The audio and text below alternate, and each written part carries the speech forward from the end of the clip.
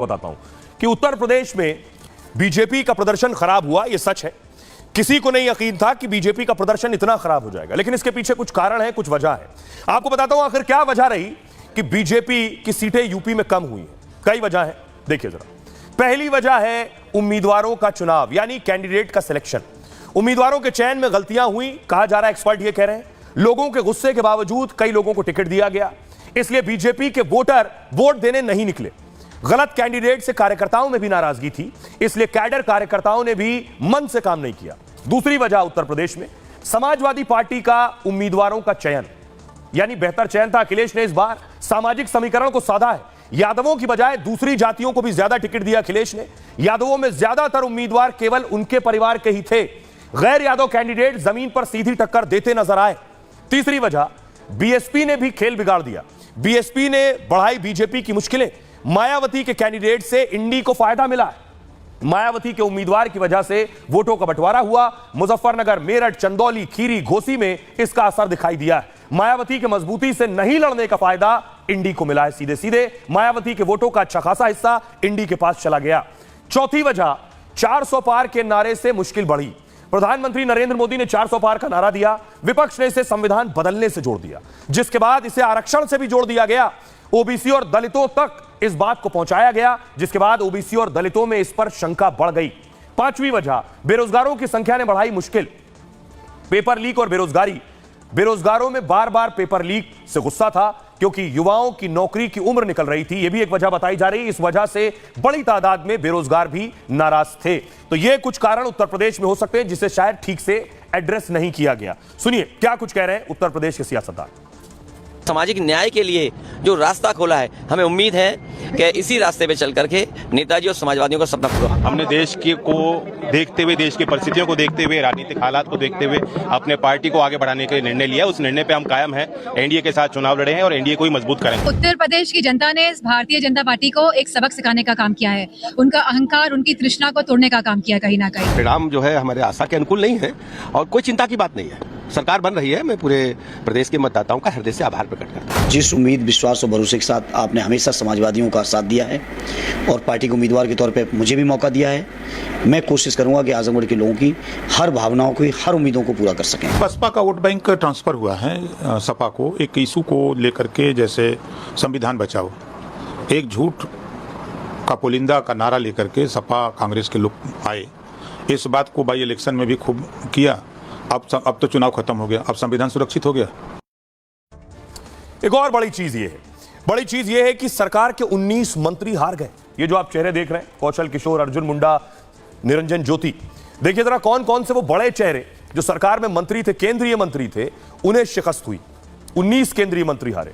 आप देखिए, उनमें अजय मिश्रा टेनी का नाम है, जो 34,000 वोट से हार गए। दूसरा नाम है राजीव चंद्रशेखर का, जो 16,000 वोटों से शशि थरूर से हारे। तीसरा नाम साध्वी निरंजन ज्योति, जो 33,000 वोट से फतेहपुर से हारी। चंदौली से महेंद्रनाथ पांडे, केंद्रीय मंत्री, 21,000 वोट से हारे। केंद्रीय मंत्री संजीव बालियान 24,000 वोट से हारे। भानु प्रताप सिंह केंद्रीय मंत्री 53,000 वोट से हारे और कौशल किशोर केंद्रीय मंत्री 10,000 वोट से हारे। अर्जुन मुंडा भी मंत्री थे, 1,49,000 वोटों से उनकी शिकस्त हुई। नीलगिरी तमिलनाडु से एल मुरुगन 2,40,000 वोटों से हारे। आर के सिंह आरा बिहार से 58,000 वोटों से हारे हैं। निशित प्रमाणिक केंद्रीय मंत्री कूच बिहार पश्चिम बंगाल 39,000 वोटों से शिकस्त हुई। राव साहेब दानवे केंद्रीय मंत्री हैं, जालना महाराष्ट्र 16,000 से हारे। और वी मुरलीधरन ये भी केंद्रीय मंत्री थे, 16,000 वोटों से हारे। बाड़मेर राजस्थान के कैलाश चौधरी केंद्रीय मंत्री थे, 4 लाख वोटों से हारे। भगवंत खुबा भी केंद्रीय मंत्री थे, कर्नाटक बीदर से 1,28,000 वोट से हारे। आइए अब आपको एक बात और बताने जा रहा हूं कि महाराष्ट्र में भी बीजेपी का प्रदर्शन वैसा नहीं रहा जैसा होना चाहिए था। आज देवेंद्र फडणवीस, डिप्टी सीएम, सामने आए। देवेंद्र फडणवीस ने इस्तीफे की पेशकश कर दी है। क्या कह रहे हैं देवेंद्र फडणवीस, देखिए। मीडिया के सामने आकर उन्होंने कहा कि मैं इस्तीफा देना चाहता हूं। देखिए जरा, महाराष्ट्र में लोकसभा की कुल 48 सीटें, इन 48 सीटों में से बीजेपी ने सिर्फ 9 सीटें जीती, जबकि एनडीए को कुल 17 सीटें मिली। इंडी गठबंधन ने 30 सीटों पर जीत दर्ज की है। 2019 में अकेले बीजेपी ने 23 सीटें बीजेपी को मिली थीं। साफ तौर पर बीजेपी को बड़ा नुकसान हुआ है। खराब प्रदर्शन की जिम्मेदारी देवेंद्र फडणवीस ने ली है और विपक्ष ने संविधान बदलने का नैरेटिव सेट किया। दरअसल जिसको काउंटर करने में असफल रहे देवेंद्र फडणवीस ने कहा, महाराष्ट्र में खराब प्रदर्शन की जिम्मेदारी लेता हूं मैं, अनुरोध है कि सरकार की जिम्मेदारी मुझे दी जाए, यानी सरकार की जिम्मेदारी से मुझे मुक्त किया जाए, उन्होंने कहा, जिससे आगामी चुनाव के लिए मैं मेहनत कर सकूं।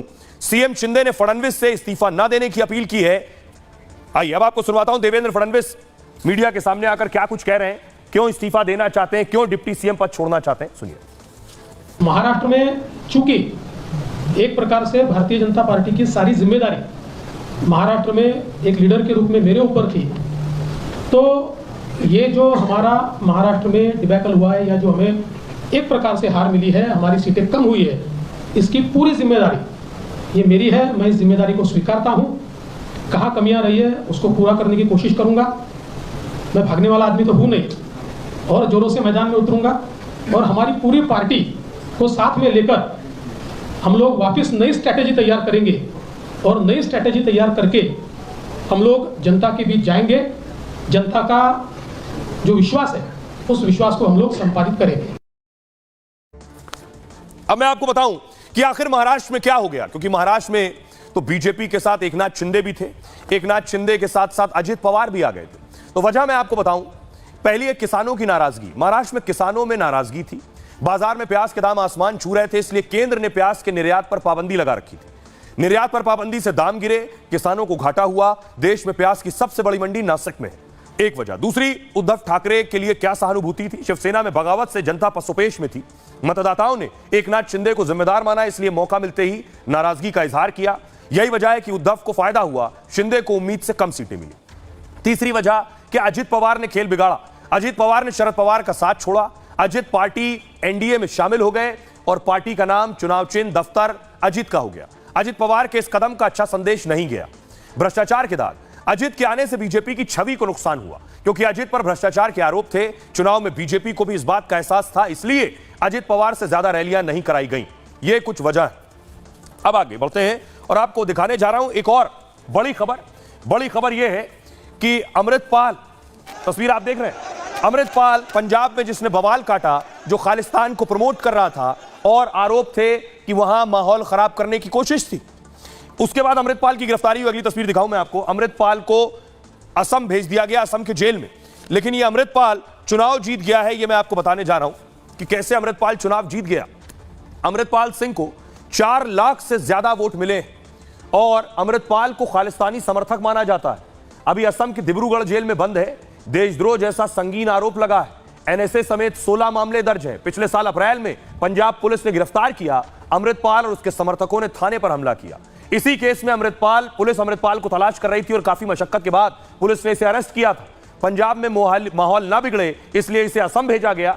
अमृतपाल वारिस पंजाब दे संगठन का प्रमुख है। संगठन खालिस्तान की मांग का समर्थन करता है। अमृतपाल उकसाने वाले भाषण देता था, धर्म के नाम पर अलग मुल्क की मांग करता रहा। माना जा रहा है कट्टरपंथी लोगों का उसे समर्थन मिला, जिसके चलते उसने जेल से चुनाव लड़ा और जीता। अमृतपाल की जीत से खालिस्तानी समर्थकों को बल मिल सकता है। पंजाब में अलगाववादी तत्व सक्रिय हो सकते हैं। आज अमृतपाल का परिवार मिलने के लिए गया था। सुनिए जरा क्या कुछ कह रहे हैं राजदेव सिंह। तो अभी तो रिहाई का मसला चल रहा है और उसमें पूरा सरकार को, क्योंकि उनको रिहा करना पड़ेगा, कोई अल्टरनेटिव नहीं। ये चुनाव इस आधार पर लड़ा गया था कि भाई अमृतपाल सिंह पंजाब में अमृत संचार कर रहे थे और वो नशा रहित कर रहे थे पंजाब को।